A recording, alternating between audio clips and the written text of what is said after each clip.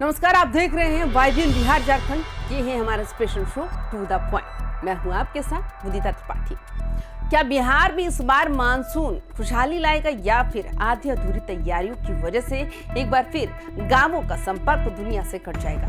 क्या आपने कभी सोचा है कि जब आसमान से आफत बरसती है तो उन 45,000 ग्रामीण पुल पुलियों का क्या होता है जिन पर लाखों लोगों की जिंदगी टिकी है?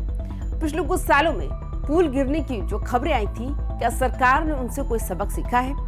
आखिर क्यों नए मंत्री सुनील कुमार ने पदभार संभालते ही सबसे पहले ग्रामीणों पुलों की फाइलें खोली है? आज टू द पॉइंट शो में हम उस मेगा चेकिंग अभियान की बात करेंगे जो बिहार के गांवों की लाइफलाइन को बचाने के लिए शुरू किया गया। इस वीडियो को अंत तक जरूर देखिएगा। अब आते हैं सीधे टू द पॉइंट बात पर। बिहार के ग्रामीण कार्य विभाग ने कैसे कार्य योजना तैयार की है जो पहले कभी नहीं देखी गई।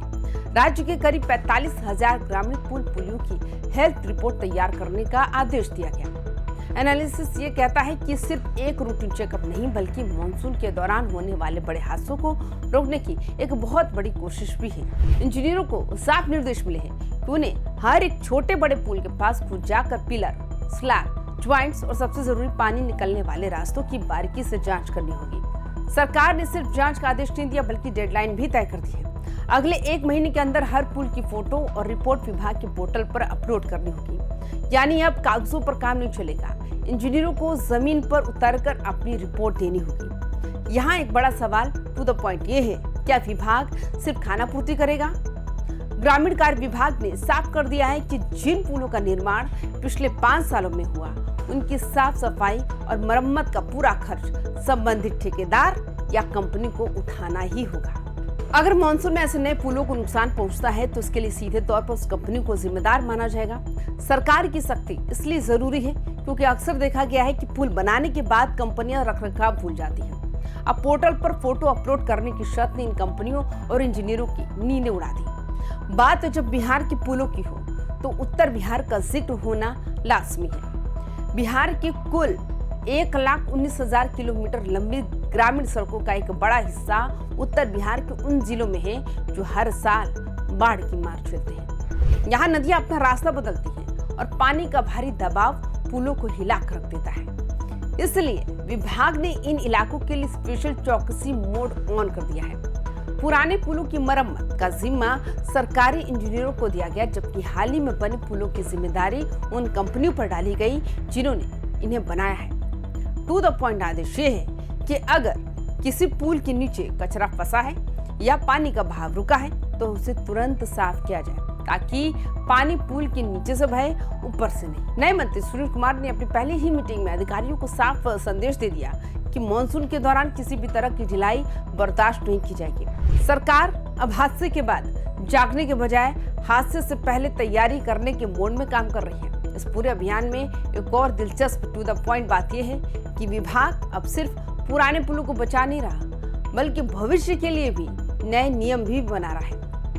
पहले के जो ग्रामीण पुल होते काफी संकरे होते थे, जिससे क्या होता था, पानी निकलने में दिक्कतें आती थी और भारी गाड़ियों का भार जो था वो पुल सह नहीं पाते थे। अब सरकार ने तय किया है कि जो भी नए पुल बनेंगे उनकी चौड़ाई कम से कम 7 मीटर की होगी। इससे न सिर्फ गाड़ियां आसानी से गुजरेंगी बल्कि पुल के पिलरों पर पानी का दबाव भी कम होगा।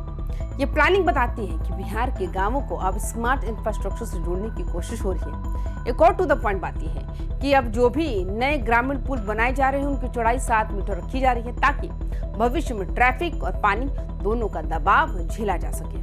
लेकिन असली चुनौती उन 45,000 पुराने पुलों को सुरक्षित रखने की है। सरकार का ये कदम न केवल जनता की सुरक्षा से जुड़ा है बल्कि करोड़ों रुपए की सरकारी संपत्ति को बर्बादी से बचाने की भी एक बड़ी मुहिम है। लेकिन क्या सिर्फ अधिकारियों के भरोसे 45,000 पुल सुरक्षित रह पाएंगे? टू द पॉइंट बात यह है कि इस अभियान की सफलता में आप जैसे स्थानीय लोगों की भूमिका सबसे बड़ी है। विभाग ने संकेत दिए हैं, अगर किसी ग्रामीण को अपने इलाके के पुल में दरार या पानी रुकने जैसी कोई समस्या दिखती है तो वे इसकी सूचना सीधे कंट्रोल रूम को दे सकते हैं। सरकार का लक्ष्य है कि जनता खुद अपने इलाके के पुल की निगरानी करे। उत्तर बिहार के चंपारण से लेकर पूर्णिया तक, जहाँ नदियों का डर सबसे ज्यादा रहता है, वहाँ आपकी सतर्कता ही बड़े हादसों को टालने का असली रास्ता है। तो दोस्तों, आपको क्या लगता है, क्या 1 महीने के भीतर 45,000 पुलों की जांच का ये लक्ष्य पूरा हो पाएगा? क्या वाकई बिहार के गांवों में इस बार मानसून में जल जमाव और पुल टूटने की समस्या कम होगी? अपनी राय कमेंट बॉक्स में जरूर साझा करें। उत्तर प्रदेश और बिहार की राजनीति और हर टू द पॉइंट विश्लेषण देखने के लिए देखते रहिए वाई बिहार झारखंड। चैनल को सब्सक्राइब करें, वीडियो को लाइक कर शेयर करना ना भूलें। नमस्कार।